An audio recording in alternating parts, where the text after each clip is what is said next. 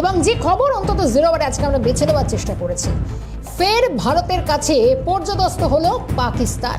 বাহুবলী ভারত, কারণ জঙ্গি কায়দায় ভারতীয় জলসীমায় প্রবেশ করেছে পাক বাহিনী। কিন্তু এরপর কি হলো? অপহরণ করা হয় 7 ভারতীয়কে। বিপদ সংকেত পেয়ে অপারেশনের নামে ভারতীয় বাহিনী পাক নৌবাহিনীকে ঘিরে চ্যালেঞ্জ জানায় ভারতীয় সেনা। ভয়ে তড়িঘড়ি 7 ভারতীয়কে ছেড়ে পালিয়ে প্রাণ বাঁচায় পাক বাহিনী। জঙ্গি কায়দায় ভারতীয় জলসীমায় প্রবেশ করে পাক বাহিনী এবং সব থেকে বড় কথা হয় 7 ভারতীয়কে অপহরণ করা হয়। কিন্তু বিপদ সংকেত বুঝে অপারেশনের নামে ভারতীয় বাহিনীর জওয়ানরাও পাক নৌবাহিনীকে তারা কড়া চ্যালেঞ্জ ছড়ে ভারতীয় সেনা। এবং এরপর অপহরণ করা 7 ভারতীয়কে ভয় পেয়ে এই 7 জনকে ছেড়ে পালিয়ে কোনো রকমে প্রাণ বাঁচায় পাক বাহিনী। এবং এখানেই আরও একবার সেই ভারতের কাছে পর্যদস্ত হতে হলো পাকিস্তানকে। বাহুবলী ভারত ক্রমশই, শুধু তাই নয়, বিভিন্ন ক্ষেত্রে দেখা যাচ্ছে গত কয়েকদিন ধরে একটানা উপত্যকা অশান্তির ঘটনা, কখনো জঙ্গিদের অনুপ্রবেশ, কখনো সেনাবাহিনীর সঙ্গে গুলির লড়াই, সাধারণ নিরীহ মানুষেরও প্রাণ যাচ্ছে এবং একের পর এক। এবং কোনোভাবেই যে পাকিস্তান বা এই সমস্ত অন্যায়ের কাছে যে কোনোভাবেই ভারত এবং চীনের আগ্রাসন নীতির কাছে যে ভারত মাথা নত করবে না, বরং আরও মুক্তর জবাব ভারত বারবার দিয়ে এসেছে। এই ঘটনা যেন তারই আরও একটা ঝলক বলা যায়, কারণ ফের ভারতের কাছেই পালিয়ে যেতে হলো পাকিস্তানকে। একবার ছবিটা দেখায়, ঠিক কি ঘটেছিল।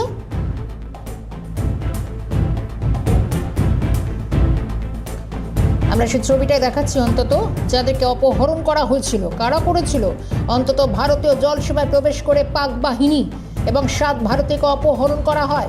একবার সেই ছবিটাই দেখানোর চেষ্টা করছি, কিন্তু ভারতীয় সেনাবাহিনীর জওয়ানরা ঠিক সময় তাদের কাছে খবর এবং তারপর তাদের অপারেশন এবং আলটিমেট যে সফলতা। কারণ বাহুবলী ভারত এবং পাক নৌবাহিনীকে ঘিরে ভারতীয় সেনাবাহিনীরা ক্রমশ চ্যালেঞ্জ ছড়ে এবং সেই চ্যালেঞ্জের কাছে আরও একবার সে হার মানতেই হলো পাকিস্তানকে। 7 ভারতীয়কে ছেড়ে পালিয়ে প্রাণ বাঁচায় পাক বাহিনী। এবং এই গোটা বিষয় নিয়ে আজকে আমরা জিরো আওয়ারে বেছে নিয়েছি এবং সব থেকে বড় কথা আজকে আমাদের আলোচনাও চলবে। আমাদের সঙ্গে থাকবেন, আমাদের সঙ্গে অবশ্যই অবসরপ্রাপ্ত সেনাপ্রধান যোগ দেবেন। কিন্তু এই মুহূর্তে আমার সঙ্গে রয়েছেন নিউজ রুম থেকে আমাদের সঙ্গে চিফ রিপোর্টার সত্যজিৎ মুখোপাধ্যায়। সত্যজিৎ, আমরা যদি একটু পিছনের দিকে তাকাই তাহলে কিন্তু দেখতে পারবো যে একের পর এক এরকমই কড়া চ্যালেঞ্জের মুখোমুখি হতে হচ্ছে ভারতকে। এবং সব থেকে বড় কথা, এই সেই নভেম্বর মাস এবং যেখানে সেই জলপথ ব্যবহার করে কাসবদের প্রবেশ এবং তারপর থেকে দেখা গিয়েছে গতকালের এই ঘটনা, সব মিলিয়ে আমি একটু জানতে চাইবো ঠিক কি ঘটেছিল এবং অবশেষে পাকিস্তানকে পালিয়ে বাঁচতে হয়। একদম একদম যে কথা তুমি বলছিলে দর্শকদের সঠিকভাবে, এবং তুমি মনে করতে পারবে যে কাসবরা করাচি থেকে আরব সাগর পেরিয়ে মুম্বাইতে প্রবেশ করেছিল 26/11, এই সেই নভেম্বর মাস।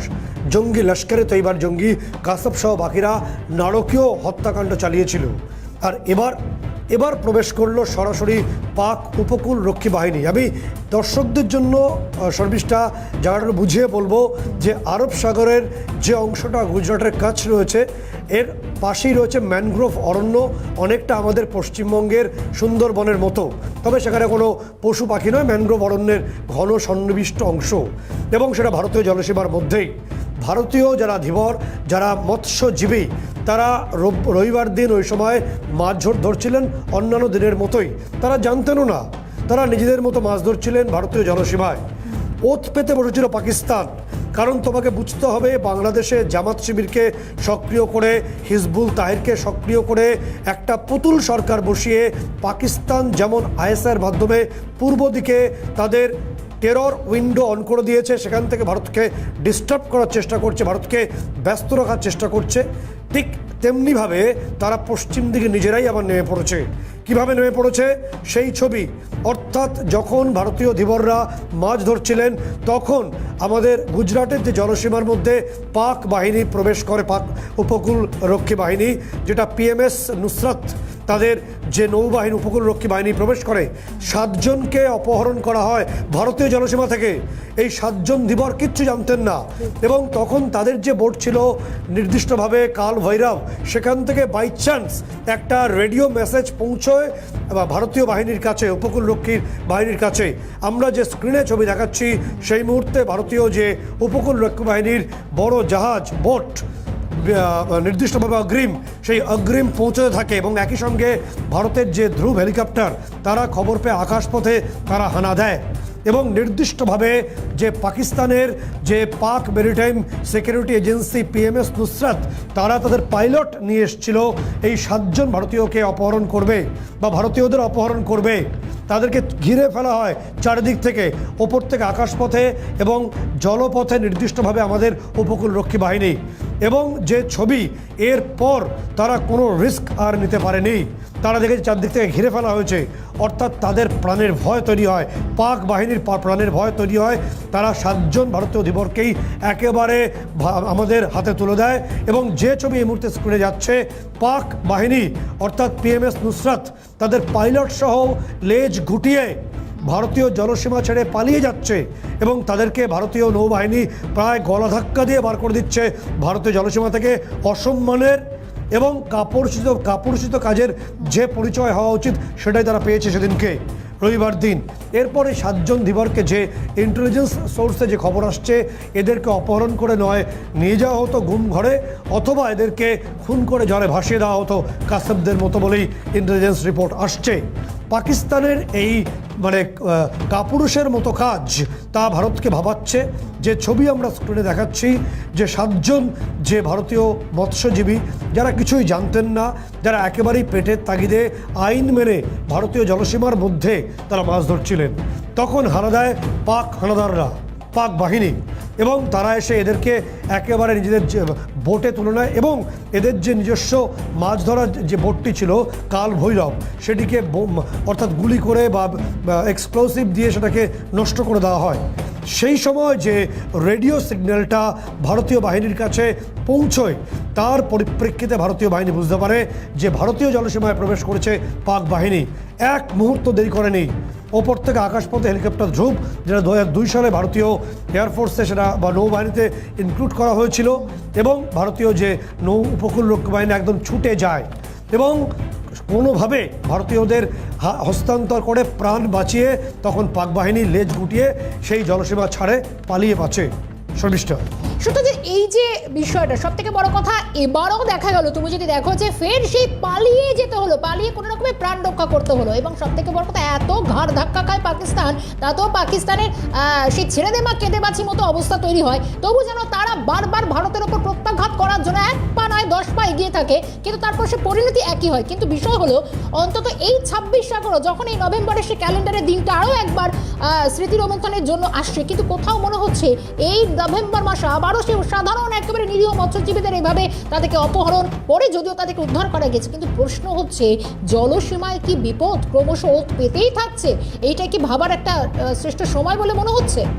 দেখো, একদমই ছবিটা অনেকটাই সেরকম সেই দিকে, কারণ গোয়েন্দা রিপোর্ট বলছে যে অপোজিটে থাকা, অর্থাৎ যেখানে কচ্ছের যে সমুদ্র সীমা তার অপোজিটে সিন্ধ প্রদেশ, এই সিন্ধ প্রদেশ থেকেই ওই উপকূলরক্ষী বাহিনীর যে পাকিস্তানের যে নৌজাহাজটি এসেছিল, এবং এই সিন্ধ থেকে বা করাচি থেকে তারা সবসময় ওত পেতে বসে থাকে যে কখন ভারতীয় জলসীমা অতিক্রম করে ভারতে হামলা চালাবে, ভারতকে রক্তাক্ত করবে।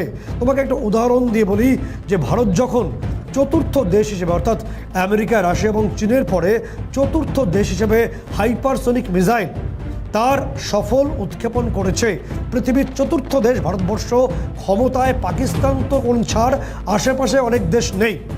উড়িষ্যার চাঁদিপুর থেকে যখন ভারত এই সফল উৎক্ষেপণ করছে গত সপ্তাহে, এই ঈর্ষা, এই হিংসা পাকিস্তানকে জ্বালিয়ে দিচ্ছে ভেতর থেকে। অর্থাৎ পৃথিবীর চতুর্থ দেশ হিসেবে এই দুর্লভ ক্ষমতা এই মুহূর্তে ভারতের হাতে, অর্থাৎ এই হাইপারসোনিক, যেটা বিষ্ণু প্রজেক্টের অন্তর্গত। আমাদের হাতে সুপারসোনিক ব্রহ্মস আছে এবং হাইপারসোনিক তার থেকেও এগিয়ে যাওয়া এবং শব্দের থেকে 8 থেকে 9 গুণ দ্রুত গতি সম্পন্ন এই হাইপারসোনিক যে মিসাইল, তার আওতায় চীন, নির্দিষ্টভাবে পাকিস্তান, ইউরোপের সমস্ত কার্যত অংশগুলোই চলে আসে, যেটা পরিসংখ্যান বলছে। ফলে এই বিপুল ক্ষমতা ভারত অর্জন করেছে, এই বিপুল ক্ষমতা ভারতকে অর্জন করতে হয়েছে। আর পাকিস্তান তারা ধূসর তালিকাভুক্ত কার্যত একটি দেশ, দেউলিয়া হয়ে যাওয়া, কার্যত সেখানকার মানুষ খেতে পাচ্ছেন না। তাদের একমাত্র উদ্দেশ্য হচ্ছে ভারতকে ভেঙে দেওয়া, অর্থাৎ আমরা কিছু করতে পারিনি, ভারতকে বিনষ্ট করো। যে কারণে বাংলাদেশে একটা second window, terror window on করার চেষ্টা করছে পাকিস্তানি গোয়েন্দা সংস্থা ISI, বাংলাদেশি মিলিটারি এজেন্সি DGFI-কে নিয়ে, যে কারণে বাংলাদেশে একের পর এক সংখ্যালঘু নিধন থেকে শুরু করে সেখানে ছাড়খাড় করছে জামাত এবং হিজবুত তাহরির শিবির বলে বিভিন্ন গোয়েন্দা রিপোর্টে উঠে আসছে। এরকম একটা সময় পাকিস্তান দেখছে যে আমাদের কিছু করতে হবে যেটা আমাদের অস্তিত্বের জানান দিতে সক্ষম হয়, যে কারণে তুমি দেখবে রবিবার দিন ঠিক সন্ধ্যেবেলায় গুটি গুটি পায়ে পাকিস্তানের পিএমএস নুসরাত প্রবেশ করে ভারতীয় জলসীমায় এবং প্রবেশ করে নিরীহ নির্দোষ ধীবরদের তারা আটক করে। তারা কোনো দোষ করেনি, তারা মাছ ধরছিল অন্যান্য দিনের মতোই। তাদেরকে তুলে নিয়ে যাওয়া হয় তাদের নিজস্ব পাক বাহিনীর বোটে এবং এদের অর্থাৎ আমাদের ভারতীয় যারা সব মৎস্যজীবী ছিলেন তাদের যে বোটটি কাল ভৈরব সেটিকে ধ্বংস করে সেটাকে জলে ডুবিয়ে দেওয়া হয় যাতে তারা ফিরতে না পারেন। তাহলে পরিকল্পনাটা খুব সুচারু পরিকল্পনাই পাকিস্তানের পাক বাহিনী করে এসেছিল। হয়তো এদের গলা কেটে সমুদ্রের জলে ফেলে দেওয়া হতো অথবা এদেরকে নির্দিষ্টভাবে আটক করে ভারতকে অন্যভাবে আন্তর্জাতিক ভাবমূর্তি নষ্ট করার চেষ্টা করার পরিকল্পনা ছিল আইএসআইয়ের। তবে শেষ পর্যন্ত বলে যে ধর্মের কল বাতাসে নড়ে, রেডিও বার্তা পৌঁছে যায় ভারতীয় বাহিনীর কাছে। বিপুল বিক্রমে ভারতীয় নৌবাহিনী যেমন আমরা দেখাচ্ছি স্ক্রিনে সেভাবে এগিয়ে যায় এবং আগে থেকেই হেলিকপ্টার ধ্রুব তাদেরকে সেখানে স্পটে পৌঁছে দেওয়া হয় এবং তারা যখন অপারেশন স্থলে পৌঁছয় তখন দেখে পাক বাহিনী এদেরকে তুলে বোটে তুলে নিয়েছে। তখন চেস করা হয় এবং পাক বাহিনী এই অত্যাধুনিক ভারতীয় অস্ত্রশস্ত্র দেখে এবং ভারতীয় বাহিনীর এই রণং মূর্তি দেখে তারা কার্যত ঘাবড়েই যায়। হতে হয় একেবারে। সত্যজিৎ একটু সঙ্গে থেকে অনুরোধ করবো, কারণ এই কাল ভৈরব নামে যে বোটটি সেটাই ঘটনার পরে অনেকটা ক্ষতিগ্রস্ত হয়, সেটা পরে ডুবে যায়, কিন্তু হালে পানি না পাওয়ার মতো পাকিস্তানকে রীতিমতো পাক বাহিনীকে পালিয়ে বাঁচতে হয়। কিন্তু এরপর তারা অন্তত ভারতের কোমর ভাঙার চেষ্টা করেছিল, কিন্তু না, আদতে ভারতের কাছে পর্যদস্ত হতে হয়েছে পাকিস্তানকে। সঙ্গে থাকুন। বাহুবলী এবং সব থেকে বড় কথা পাক বাহিনীর এই আচরণ আদতে কোন ইঙ্গিত দিচ্ছে। আমি আরো একবার যাবো আলোচনার জন্য সত্যজিতের কাছে। সত্যজিৎ, একটা বিষয় যদি আমি এভাবে ব্যাখ্যা করার চেষ্টা করি, কারণ দিন যত যাচ্ছে ভারতীয় সেনাবাহিনী ততই কিন্তু অনেক বেশি শক্তিশালী হচ্ছে। যদি আমরা দেখি সেখানে কিন্তু চীন, পাকিস্তান তাদের কপালে চিন্তার ভাঁজ পড়ছে। ভারতের একের পর এক সমরাস্ত্র যেগুলো আছে সেটা অত্যাধুনিক এবং আমরা ব্রহ্মাস্ত্রের কথা জানি। আমরা পিনাক নিয়ে যদিও চীন পাকিস্তান অনেকটাই তারা চিন্তিত, কিন্তু এর মধ্যেই ঘটনা জলসীমার মধ্যে পাক বাহিনী প্রবেশ, 7 জনকে অপহরণ এবং হালে পানি না পেয়ে অন্তত তারপর ছেড়ে কোনো ক্রমে নিজেদেরকে রক্ষা করা। ভারতের কোমর পিঠ ভেঙে দেওয়ার, গুড়িয়ে দেওয়ার চেষ্টা। আদৌ সেটা সম্পূর্ণ হলো না, কিন্তু বার্তা তারা কি দিতে চেয়েছিল? একদম গুরুত্বপূর্ণ প্রশ্ন। বার্তা দেওয়ার একটাই বিষয়, পাকিস্তান সারা বিশ্বে যে কারণে কার্যত একঘরে হয়ে গেছে এবং ইসলামিক দেশগুলো এই মুহূর্তে পাকিস্তানকে একটু ব্যাকা চোখেই দেখে এবং তৃতীয়ত পাকিস্তানের একমাত্র হিংসে বা তাদের ঈর্ষার কারণ হচ্ছে ভারতবর্ষের এই বিপুল সাফল্য অর্থনৈতিকভাবে এবং সামরিকভাবে। কারণ পাকিস্তানের হাতে পারমাণবিক অস্ত্র আছে, ভারতের হাতেও আছে, কিন্তু বিগত 10 বছর তোমাকে বলবো ট্র্যাডিশনাল ওয়েপেন্স ভারত যেভাবে নিজেকে বাড়াতে পেরেছে, এই ট্র্যাডিশনাল ওয়েপেন্সের ক্ষেত্রে পাকিস্তান তার থেকে সহস্র যোজন পিছিয়ে আছে। ভারতের হাতে রয়েছে S-400। এই S-400 1 মিনিটের মধ্যে 100টা মিসাইলকে ধ্বংস করার ক্ষমতা রাখে।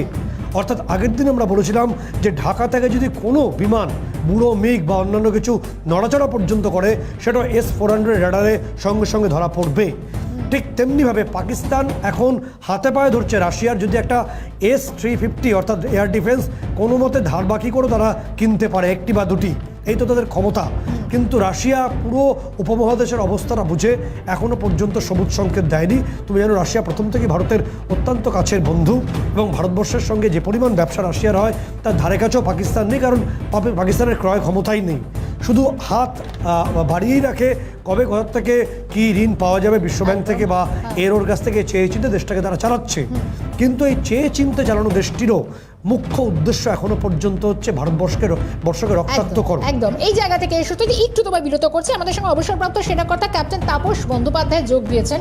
আপনাকে স্বাগত জানাবো আজকের আলোচনা। আমাদের সঙ্গে আমাদের চিফ রিপোর্টার সত্যজিৎ মুখোপাধ্যায় রয়েছেন। সত্যজিৎ, তোমার প্রশ্ন এবার।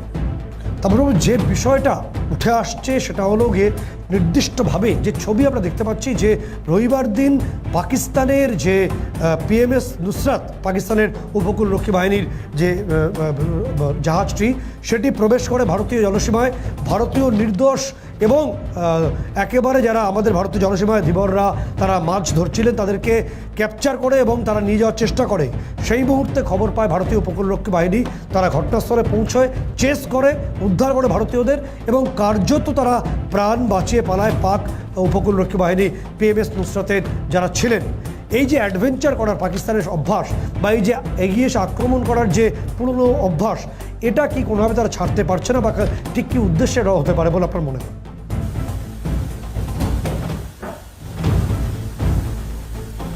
দেখুন, গুজরাট কোস্ট যেটা আছে, আমাদের গুজরাট কোস্ট হচ্ছে খুব সেন্সিটিভ 2-3টে কারণে। তার একটা কারণ হচ্ছে, আপনারা নিশ্চয়ই জানেন যে গত কিছু দিন বা কয়েক মাসে প্রচুর পরিমাণে নার্কোটিক্স এখান থেকে উদ্ধার হয়েছে। এখানে 11 জন ইরানিয়ান, বেশ কিছু পাকিস্তানি নাগরিক অ্যারেস্ট করা হয়েছে। একটা হচ্ছে নার্কোটিক্সের আসা যাওয়ার যে স্মাগলিংয়ের যে রাস্তা, তার জন্যে এই গুজরাট কোস্টকে ইউজ করা হয়।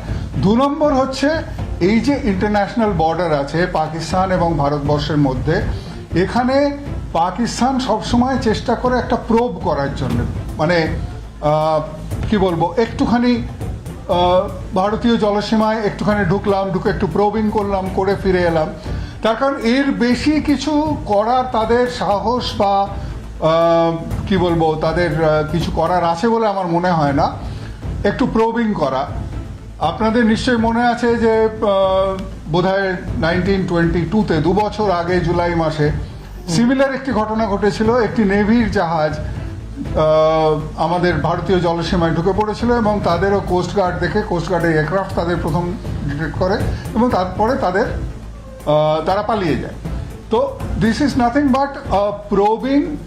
কিছুটা প্রোবিংয়ের সঙ্গে কিছুটা রেকনেসেন্সের সঙ্গে জড়িয়ে আছে যে এরা কি করছে। সেকেন্ড হচ্ছে এরা কিভাবে রিয়াক্ট করছে। ভারতীয় সেনা বা ভারতীয় কোস্টগার্ড বা ভারতীয় নৌবাহিনী যদি পাকিস্তানের কোনো জাহাজ ভারতীয় জলসীমার মধ্যে ঢুকে পড়ে, তাহলে কিভাবে তারা রিয়াক্ট করছে, এটাও তাদের জানার দরকার। এগুলোকে প্রোবিং বলা হয়। এগুলো তার কারণ এর বেশি কিছু করার পাকিস্তানের সাহস নেই বা তাদের ক্ষমতাও নেই। সুতরাং এটা নিয়ে মানে দিস ইজ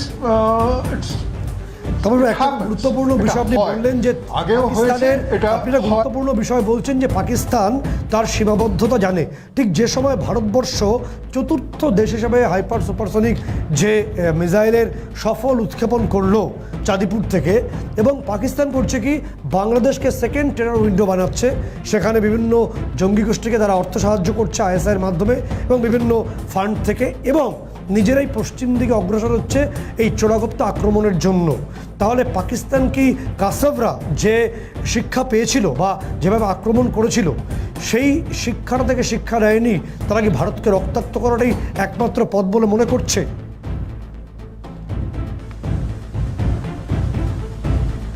দেখুন, বাংলাদেশে যে ঘটনাটা ঘটেছে সেটা তো এখানে আইএসআই এর মদত তো আছেই, এছাড়া আরও অন্য দেশের মদত এর মধ্যে আছে।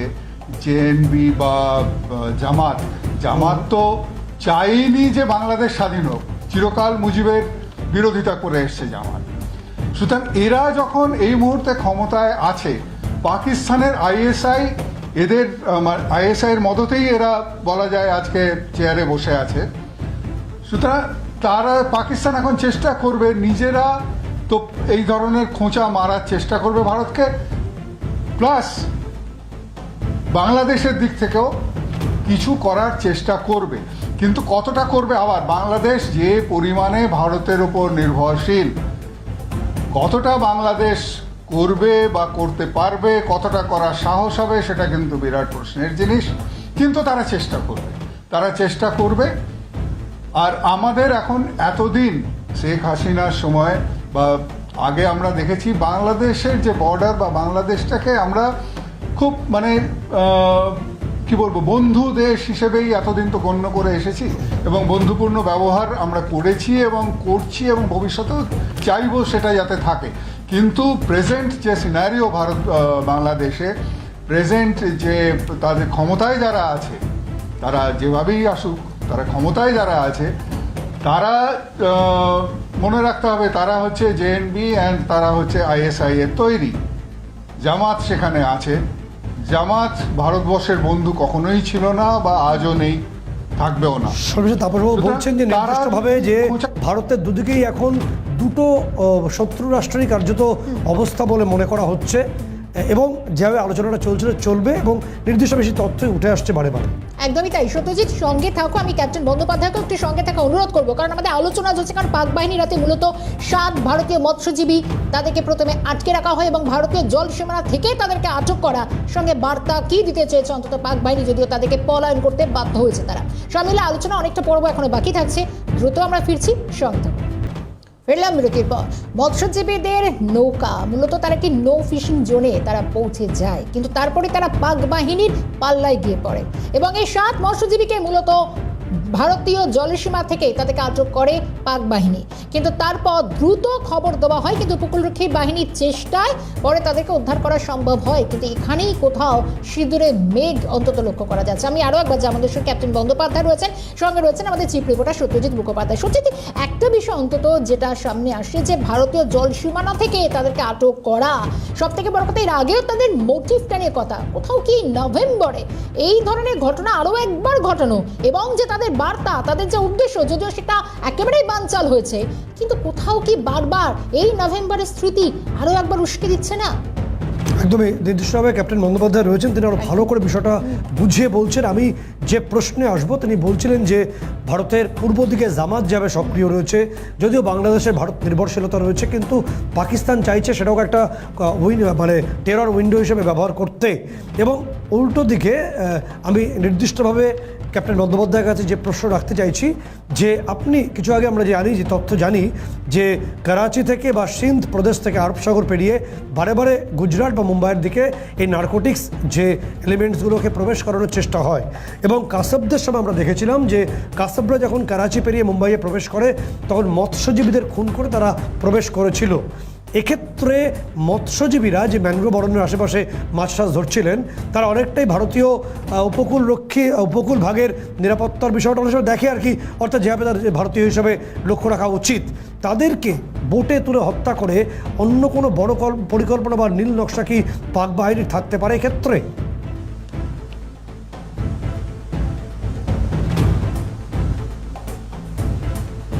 এই মুহূর্তে যে ঘটনাটা ঘটেছে সেটা হচ্ছে যে ভারতীয় যারা মাছ ধরছিল তাদের যে জাহাজ, সেই জাহাজটা কাল ভৈরব বোধহয় খুব সম্ভবত তার নাম, সেটি ডুবে যায়। আর তার আগে পাকিস্তান ম্যারিটাইম সিকিউরিটির যে জাহাজ সেটা আশেপাশে এসে যায় এবং এই 7 জন মৎস্যজীবীকে তারা নিজেদের জাহাজে আটক করে এই সময়ে অন্য একটি জাহাজ থেকে এসওএস আসে কোস্টগার্ডের কাছে। তখন কোস্টগার্ডের জাহাজ তাদের চেজ করে এবং চেজ করা প্রায় ঘন্টা দুয়েক বোধহয় চেজ করা হয়েছিল। চেজ করে সেই 7 জন মৎস্যজীবীকে উদ্ধার করা হয়। এখন এটার সঙ্গে যে কাসাবের সময় তারা একদম নির্দিষ্ট উদ্দেশ্য নিয়ে এসেছিল যে একটি জাহাজ বা ফিশিং বোট আমরা মানে দখল করব, তাদের মেরে ফেলবো, সেই বোটটা নিয়ে আমরা কোস্টে আসব। কিন্তু এটা তো মনে রাখতে হবে, এই ঘটনা এটা হচ্ছে পাকিস্তান মেরিটাইম সিকিউরিটির জাহাজ। তারা কি এই কাজটা করবে? তারা মেরিটাইম সিকিউরিটির জাহাজ ব্যবহার করে এই কাজটা করবে না। এরা জাস্ট প্রোবিং, যেটা আগেই বলছিলাম, এরা জাস্ট প্রোবিং করছিল যে কোথায় কি আছে, কোস্টগার্ড কীভাবে, ইন্ডিয়ান কোস্টগার্ড কীভাবে রিয়্যাক্ট করছে, অন্যান্য যে ফিশিং বোটগুলো আছে তারা কিভাবে রিয়্যাক্ট করছে, বা কোথা দিয়ে রেকি প্লাস প্রোবিং, এই দুটোই এদের কাজ ছিল। এবং এটার সঙ্গে অর্থাৎ বাজিয়ে দেখতে চেয়েছিল, অর্থাৎ ভারতীয় উপকূল রক্ষী বাহিনী কতটা সজাগ, ভারতীয় বাহিনী কতটা সজাগ সেটা বাজিয়ে দেখার চেষ্টা করছে। সেরকম একটা ব্যাপার। তো এক্ষেত্রে যে বিষয়টা চলে আসছে যে যেভাবে এই পিএমএস নুসরাত তারা শেষ পর্যন্ত চ্যালেঞ্জের মুখে মাথা নুয়ে দিল এবং তারা কার্যত পাইলট ভ্যান নিয়ে পালিয়ে গেল বলা যায়, সেটা কতটা পাকিস্তানের পক্ষে আরও একবার হতাশজনক এবং লজ্জাজনক বলে আপনার মনে হয়? লজ্জাজনক তো নিশ্চয়ই, তার কারণ একটি জাহাজ সে সে যদি ইন্টারন্যাশনাল ওয়াটার ক্রস করে ভারতীয় যে সীমানা যে জলসীমা তার মধ্যে ঢুকে সেখান থেকে তুলে নেয় এদের, তারপরে পালিয়ে যাচ্ছিল, তখন তারা ধরা পড়ে গেল। এই খবরটা তো গোটা পৃথিবী জানলো, এবং জানার ফলে পাকিস্তানের মুখ তো উজ্জ্বল হলো না, এটা তো ঠিক। সুতরাং এইসব দিস ইজ এ ফেলিয়ার, মানে যারা যদি কিছু উদ্দেশ্য প্রণোদিতভাবেও যদি কেউ কিছু করার চেষ্টা করে থাকে, it is a failure for them. না, আমরা বারে বারে দেখেছি, কখনো কার্গিল দেখেছি, তার আগের যুদ্ধগুলো দেখেছি, বারে বারে পাকিস্তান এই অ্যাডভেঞ্চারের নামে একটা অদ্ভুত সাহস নিয়ে। সেটা যে একটু বিরত করছে তোমায় প্রাক্তন এনএসজি কর্তা এবং র আধিকারিক দীপাঞ্জন চক্রবর্তী এই মুহূর্তে আমাদের সঙ্গে টেলিফোন লাইনে রয়েছেন। দীপাঞ্জন বাবু, স্বাগত জানাই ক্যালকাটা নিউজে। সত্যজিৎ, প্রশ্ন। দীপাঞ্জন বাবু, খুব গুরুত্বপূর্ণ বিষয় যে পাক মেরিটাইম অর্থাৎ পিএমএস নুসরাত রবিবার দিন নির্দিষ্টভাবে ভারতীয় জলসীমায় প্রবেশ করে 7 জন ভারতীয় ধীবরকে তারা কিডন্যাপ করে অপহরণ করে, এবং খবর পেয়ে সঙ্গে সঙ্গে ভারতীয় উপকূলরক্ষী বাহিনী চেস করে তাদেরকে উদ্ধার করে এবং লেজ গুটিয়ে পালায় পিএমএস নুসরাত বা পাক উপকূলরক্ষী বাহিনী। এটাকে ঠিক কীভাবে ব্যাখ্যা করবেন? কি ছবি এটা? আপনি বললেন যে পাকিস্তান লেজ গুটিয়ে পালায়, ওদের কি লেজ রয়েছে আদৌ? কার্গিলের পর তো লেজটাও কাটা গেছে। একটা নির্লজ্জ রাষ্ট্র যাদের একমাত্র কাজ হচ্ছে সন্ত্রাসবাদ বা সন্ত্রাসবাদীদের জন্ম দেওয়া, তো এইরকম অ্যাডভেঞ্চার বেশি করতে থাকলে পাকিস্তান বুঝবে। সমস্যা হচ্ছে আমরা পাকিস্তানকে রাষ্ট্র বলেই মনে করি। ভারতবর্ষের সঙ্গে এরকম মিসঅ্যাডভেঞ্চার অতীতে করেছে, কিন্তু এখনকার ভারতবর্ষের সঙ্গে যদি করতে যায়, এরপর পাকিস্তান তাকে দাম দিতে হবে। আমাদের কাশ্মীর সীমান্ত দিয়েও কিন্তু পাকিস্তান নিয়মিতভাবে সন্ত্রাসবাদীকে ভারতে পাঠাচ্ছে রক্তাক্ত করার জন্য। তো এটা জবাব ডেফিনেটলি ভারত সরকার দেবে, আরো ভালোভাবে দেবে। আমরা যেরকম ন্যায় বিচার পৌঁছে যাচ্ছে বহু পাকিস্তানিদের কাছে যারা ভারতের মানুষদের রক্ত ঝরিয়েছে, সেরকম তাদের বাড়িতে, গুহায়, জেলে ন্যায় বিচার পৌঁছে যাচ্ছে। এবার ন্যায় বিচার আরো বেশি করে পৌঁছাবে, আমরা অপেক্ষায় রইলাম। নির্দিষ্টভাবে ভারত যখন হাইপারসনিক মিসাইলের সফল উৎক্ষেপণ করছে পৃথিবীর 4র্থ দেশ হিসেবে, এত বড় সাফল্য, সেই সময় বাংলাদেশে নির্দিষ্টভাবে জামাত শিবিরকে উৎসাহ দেওয়া, পশ্চিম দিক থেকে চোরাগোপ্তা আক্রমণ করা, পাকিস্তানের ঠিক উদ্দেশ্যটা ঠিক কি? মানে এভাবেই চোরাগোপ্তা আক্রমণ করে যাবে নাকি অন্য কিছু? দেখুন, এই যে সমস্যাটাকে আপনাকে বুঝতে হবে, এই যে জিহাদি বা ইসলামিক ভাতৃত্ববাদের নামে যে হাজার হাজার কোটি টাকা পাকিস্তান বিভিন্ন ইসলামিক মৌলবাদী রাষ্ট্রগুলো থেকে পায়, তো পাকিস্তানকে তো দেখাতে হবে, বোঝাতে হবে যে আমরা বেঁচে আছি, ভারত বিরোধী আমরা আক্রমণ চালিয়ে যাচ্ছি, ওই 1000 কাটসের গল্প আমাদের এখনো চলছে, নাহলে টাকাটা আসা বন্ধ হয়ে যাবে। তাদের অস্তিত্ব রক্ষার জন্য এই সমস্ত মিস অ্যাডভেঞ্চার গুলো করছে, কিন্তু এর জবাব পাবে, আর খুব ভালোভাবেই পাবে। ভারত সরকার প্রস্তুত, চাই বাংলাদেশ নিয়ে পাকিস্তানের ষড়যন্ত্র হোক, চাই কাশ্মীরে সন্ত্রাসবাদীদের অনুপ্রবেশ করানো হোক, অথবা আপনি যেটা বললেন যে জল সীমার মধ্যে ঢুকে সেখানে ভারতীয় যুবকদের কিডন্যাপ করার চেষ্টা করা হোক, প্রত্যেকটাতেই আমরা সমুচিত জবাব দিয়েছি, আরো দেবো, ভবিষ্যতে আরো তীব্রভাবে। আমরা দেখি G20 বৈঠকে যখন ভারত যেখানে বিশ্ব শান্তি এবং উন্নয়নের কথা বলছে দক্ষিণ এশিয়া এবং সামগ্রিকভাবে, সেখানে পাকিস্তান আপনি বলছেন রাষ্ট্র হিসাবে মুখ্য উদ্দেশ্যই হলো জিহাদ। অর্থাৎ দুটো রাষ্ট্রের তো ফিলোসফিতেই পার্থক্য, জিহাদ এবং উন্নয়ন, দুদিকের দুই পথের পথিক। আপনি দেখুন না, আমি তো পাকিস্তানকে রাষ্ট্র বলতে রাজি নই। সন্ত্রাসবাদীদের একটা টেন্ট, তাবু, সেখানে তাবু কাটিয়ে তারা সন্ত্রাসবাদী বানাচ্ছে আর পাঠাচ্ছে। একই সঙ্গে 24 ঘন্টার মধ্যে দুটো রাষ্ট্র জন্ম নিল। আজকে কোথায় পাকিস্তান, কোথায় ভারত? ভারতের অর্থনীতি পৃথিবীতে আজকে একটা অত্যন্ত সম্ভ্রমের জায়গা নিয়েছে। ভারত আজকে বিশ্বগুরুর জায়গায় পৌঁছে গেছে, যেখানে আমেরিকা, রাশিয়া, চীন ভারতের গুরুত্ব, ভারতের আধিপত্যতাকে সম্মান জানাচ্ছে, শ্রদ্ধার সঙ্গে মাথা নিচু করছে। আর সেখানে একই সঙ্গে জন্ম নেওয়া পাকিস্তানের অবস্থা দেখুন, এ তো বোঝাই যাচ্ছে এই দেশটা ধ্বংস হয়ে যাচ্ছে। এখন আর বাইরের দেশ থেকে পাকিস্তানে কাউকে পাঠাতে হয় না পাকিস্তানে কোনো সন্ত্রাসবাদীকে বিনাশ করার জন্য। পাকিস্তানের মানুষদের 2-5 হাজার টাকা দিলে তারা নিজেরাই করে দিচ্ছে। তো এই তো অবস্থা পাকিস্তানের। এই ভারতের সঙ্গে কি লড়বে? তবে হ্যাঁ, এই সমস্ত যে চোরামুক্ত আক্রমণগুলো এগুলো কঠোরভাবে দমন করবে ভারত সরকার, এতে কোনো সন্দেহ নেই। ঠিক, অনেক ধন্যবাদ সঙ্গে থাকার জন্য। প্রাক্তন র এবং এনএসজি আধিকারিক দীপাঞ্জন চক্রবর্তী সঙ্গে ছিলেন। একটা বিষয় সর্বশেষ পরিষ্কার যে ভারতের সঙ্গে বারবার অ্যাডভেঞ্চার চ্যালেঞ্জ, তার একটা কারণ সারা বছর ধরে যে ফান্ড তারা বিভিন্ন জায়গা থেকে বিভিন্ন জিহাদের গোষ্ঠীর থেকে পাচ্ছে সেগুলোকে ব্যবহার করার, নিজেদের হাতে রাখার এবং অস্তিত্বের জানান দেওয়ার জন্যই বারে বারে এই চোরাগুপ্ত আক্রমণ যেটা পাকিস্তান লাগাতার করে চলেছে। সত্যজিৎ, এখান থেকেই তোমার কাছে এবং অবশ্যই ক্যাপ্টেন বন্দ্যোপাধ্যায় আমাদের সঙ্গে রয়েছেন, কিন্তু একটা বিষয় যে বিশেষজ্ঞ মহল যেভাবে অন্তত এটা ব্যাখ্যা করছে, কারণ আমরা দেখতে পাচ্ছি ইসরোর অত্যাধুনিক কৃত্রিম উপগ্রহ GSAT-20 সেটা পাড়ি দিচ্ছে এবং সব থেকে বড় কথা ভারতের কাছে এখন কি নেই। আমি যেটাই বলছিলাম যে সমরাস্ত্রের দিক থেকে অনেক অনেক অত্যাধুনিক যে অস্ত্রগুলো যা 45 সেকেন্ডে 100টি মিসাইল ছুটতে পারবে এরকম সমরাস্ত্র অন্তত আমাদের ভান্ডারে থাকছে, কিন্তু যদি শুধু নেহাতি শক্তি পরীক্ষা বা আমি বলবো না অস্তিত্ব জানান দেওয়ার এই একটা ঝলক অন্তত থাকে, তাহলে পাকিস্তানের অন্তত বর্তমান যে অবস্থা সেখান থেকে ঝুঁকিটা তারা নেবে, সেই তো পালিয়ে যেতে হচ্ছে। যে বিষয়টা এইমাত্র দীপাঞ্জনবাবু বললেন যে পাকিস্তানের রাষ্ট্র হিসাবে দেখো, একদিকে বালুচিস্তান ভেঙে বেরোতে চাইছে, পিওকে ভেঙে বেরিয়ে আসতে চাইছে এবং বাদবাকি প্রদেশের অবস্থা খুব ভালো নয়। তাহলে পাকিস্তানের যে রাষ্ট্র ব্যবস্থা পরিকাঠামো পুরোটাই ভেঙে পড়েছে। তারপরেও তাদের জানান দিচ্ছে কি সেনাবাহিনী এবং সেখানকার কিছু নেতা। ফলে এরা মূলত যে ফান্ডগুলো বিভিন্নভাবে জোগাড় করছে সেগুলোকে এরা ব্যবহার করছে ভারতের বিরুদ্ধে। সেটা কখনো তারা জামাত শিবিরকে পৌঁছে দিচ্ছে, কখনো ভারতের বিরুদ্ধে সরাসরি।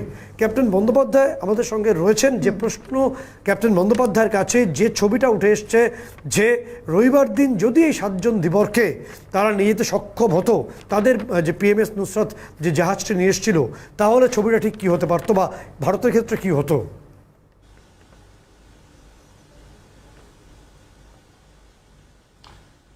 এই জাহাজ যদি এই 7 জন ধীবরকে নিয়ে পাকিস্তানে পৌঁছে যেতে পারত, তাহলে আমি শিওর যে 24 ঘন্টার মধ্যে পাকিস্তান তাদের ফেরত দিত। তার কারণ হচ্ছে, যেটা দীপাঞ্জনবাবু বলছিলেন, অর্থনৈতিক বলুন, সামরিক দিক থেকে বলুন, বা গোটা পৃথিবীতে পাকিস্তানের ইমেজ এবং ভারতবর্ষের যে ইমেজ, তার তো কোনো তুলনা হয় না। পাকিস্তান বহু বহু বহু বছর পিছিয়ে গেছে এবং পিছিয়ে আছে, থাকবেও আশা করি। সুতরাং এরা যদি ধরে নিয়েও যেত 24 ঘন্টার মধ্যে ফেরত দিত। আর এই যেটা আগেই বলছিলাম যে পাকিস্তানের কিছু করার ক্ষমতা এই মুহূর্তে নেই, বড় কিছু করার। একটু বিরত করছে ক্যাপ্টেন বন্দ্যোপাধ্যায়, একমাত্র কাজ হচ্ছে আমাদের সঙ্গে আন্তর্জাতিক সম্পর্ক উন্নয়ন বিশেষজ্ঞ ইমন কল্যাণ লাহিড়ী যোগ দিয়েছেন। ইমন কল্যাণ বাবু, আপনাকে স্বাগত জানাই। সত্যজিৎ, যে বিষয়টা ইমনবাবু চলে আসছে সামনে, আমরা যে ছবি দেখতে পাচ্ছি, রবিবার দিন একটা অ্যাডভেঞ্চারে পাকিস্তান নামে ভারতীয় জলসীমা গুজরাটের কাছ এরিয়ায় তারা প্রবেশ করে বা অনুপ্রবেশ করে, ভারতীয় ধীবরদের তারা কিডন্যাপ করে এবং খবর পেয়ে ভারতীয় উপকূলরক্ষী বাহিনী পাকিস্তানি বাহিনীকে চেস করে সমস্ত ভারতীয়দের একেবারে উদ্ধার করে নিয়ে আসে এবং পাকিস্তানের যে নৌরক্ষী বাহিনী তারা প্রাণ ভয়ে পালিয়ে যায়। এইটা পাকিস্তানের কী ধরনের অ্যাডভেঞ্চার, ভারতের বিরুদ্ধে কী ধরনের ছবি এটা? দেখুন, বাংলাদেশের সঙ্গে পাকিস্তানের এখন সম্পর্কটা খুব সুন্দর হচ্ছে। ওরা এই ধরনের কার্যকলাপ আবার করবে এবং তার সঙ্গে জঙ্গি কার্যকলাপও যুক্ত আছে। পাকিস্তান রাষ্ট্র হিসেবে এটা করেছে কিনা এটা এখনো পর্যন্ত যেহেতু প্রমাণিত নয়, কিন্তু পাকিস্তানি মদতে জঙ্গি সংগঠন এটা করেছে এটা নিঃসন্দেহে বলা যেতে পারে। এবং সেখানে সরকারি হস্তক্ষেপ আছে কিনা সেটা যতক্ষণ না তদন্ত হবে বলা যায় না।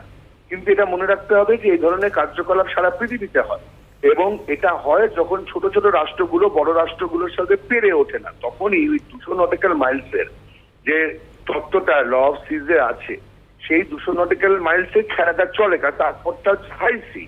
এবং এই যে যদি কোনো নৌকো এই হাই সি ক্রস করে যায় কোনোভাবে, তখনই তারা কিন্তু একটা মদত পেয়ে যায়, যেটা বোঝা যায় না সাধারণত যে এই 200 নটিক্যাল মাইলসটা কোন জায়গাটায় ঠিক অবস্থিত। কিন্তু এখানে যদি ইনফিল্ট্রেশন হয়, এই 200 নটিক্যাল মাইলসের মধ্যে ভারতের টেরিটোরিয়াল ওয়াটারে যদি ইনফিল্ট্রেশন হয়, সেটা অত্যন্ত দুর্ভাগ্যজনক। তবে এটা মনে রাখতে হবে এই ধরনের কার্যকলাপ কিন্তু ছোট ছোট রাষ্ট্রগুলোই করে, বড় রাষ্ট্র কখনো এই ধরনের কার্যকলাপ করে না। তার কারণটা হচ্ছে বড় রাষ্ট্রের কাছে অন্য ইনস্ট্রুমেন্ট থাকে। এখানে এরা যেটা করে যে এই টেরিটোরিয়াল ওয়াটারের মধ্যে ঢুকে নাবিকদের বন্দি করার চেষ্টা করে, মাঝিদের বন্দি করার চেষ্টা করে, এবং এটা ক্রমাগতই চলে আসে। এটা ছোট রাষ্ট্র যাদের ক্ষমতা কম, মানে অনেকটাকে আপনি বলতে চাইছেন যে সোমালিয়ার জলদস্যুরা যেটা করে থাকে ঠিক সেই কায়দায় পাকিস্তান উপকূলরক্ষী বাহিনী কাজটা করেছে। একদম, এটা সোমালিয়া, নর্থ কোরিয়া, এই ধরনের রাষ্ট্র যাদের কোনো সার্বিক অবস্থান আন্তর্জাতিক স্তরে নেই, যারা আন্তর্জাতিক আইন মানে না, তারাই এই ধরনের কাজগুলো করে। এক্ষেত্রে একটা ছবি উঠে আসছে যে ভারত যখন সফলভাবে হাইপারসোনিক মিসাইল উৎক্ষেপণ করছে, সফলতার শীর্ষে পৌঁছচ্ছে, পাকিস্তান তখনও চোরাগোপ্তা জঙ্গি আক্রমণের চেষ্টা করছে, ভারতকে রক্তাক্ত করার চেষ্টা করছে। এই যে দুরকম চিন্তাভাবনা একটা পার্শ্ববর্তী প্রতিবেশী রাষ্ট্রের, সেটার কোনো পরিবর্তন কি সম্ভব নয়, নাকি এখন সেই কাসাবদের অনুপ্রবেশ করিয়ে ভারতকে আবারও রক্তাক্ত করব সেই পরিকল্পনা করছে লাহোরে বসে আইএসআই কর্তারা? দেখুন, আইএসআই কর্তারা, জঙ্গি সংগঠন, পাকিস্তানি আর্মি যে এক, এটা তো নিঃসন্দেহে বলা যায়। এবং বাংলাদেশের ঘটনায় যে পাকিস্তান মদত দিচ্ছে এবং বাংলাদেশ যে আবার একটা পাকিস্তানি ধারণায় ফিরে আসছে, সেটাও বলা যায়। সুতরাং এটা মনে রাখতে হবে যে এই ধরনের কার্যকলাপ ছোট ছোট রাষ্ট্র, ক্ষমতাহীন রাষ্ট্র, যারা নন স্টেট অ্যাক্টরদের উপর নির্ভর করে। ভারতবর্ষ কোনোদিনই নন স্টেট অ্যাক্টরদের উপর নির্ভর করেনি। তার নিজস্ব সেনাবাহিনী আছে, তার নিজস্ব এয়ারফোর্স আছে, তার নিজস্ব নৌবাহিনী আছে, প্যারামিলিটারি ফোর্সেস আছে, বর্ডার সিকিউরিটি ফোর্স আছে। পাকিস্তানে এত কিছু নেই। তারা এই কার্যকলাপগুলো চালিয়ে যাবে এবং আমরা এটা প্রতিরোধ করবো, এইটুকুনি বলতে পারি। ঠিক। শর্মিষ্ঠা, নির্দিষ্টভাবে ক্যাপ্টেন বন্দ্যোপাধ্যায় যে কথা বলছিলেন, ইমন কোন লাহিড়ী যে কথা তিনি বললেন যে নন স্টেট যে সমস্ত অ্যাক্টিভিস্ট যারা রয়েছে, এদের ক্ষেত্রে মূল বিষয়টাই হলো যে নির্দিষ্টভাবে এদেরকে ব্যবহার করে পার্শ্ববর্তী বৃহৎ রাষ্ট্রকে বারে বারে রক্তাক্ত করো। পাকিস্তান সেখান থেকে সরে আসেনি এবং তারা অ্যাডভেঞ্চার রোববার করতে গিয়ে একেবারে মুখ পুড়িয়েছে, লেজ গুটিয়ে পালিয়েছে ভারতীয় রক্ষী বাহিনীর তাড়া খেয়ে। উল্টো দিকে বাংলাদেশকে ব্যবহার করছে পাকিস্তান। তবে আলটিমেটলি শূন্য হাতে পাকিস্তান ফিরবে, দেউলিয়া দেশ আরও দেউলিয়া হয় বলেই অধিকাংশ আন্তর্জাতিক বিশেষজ্ঞরা মনে করেন।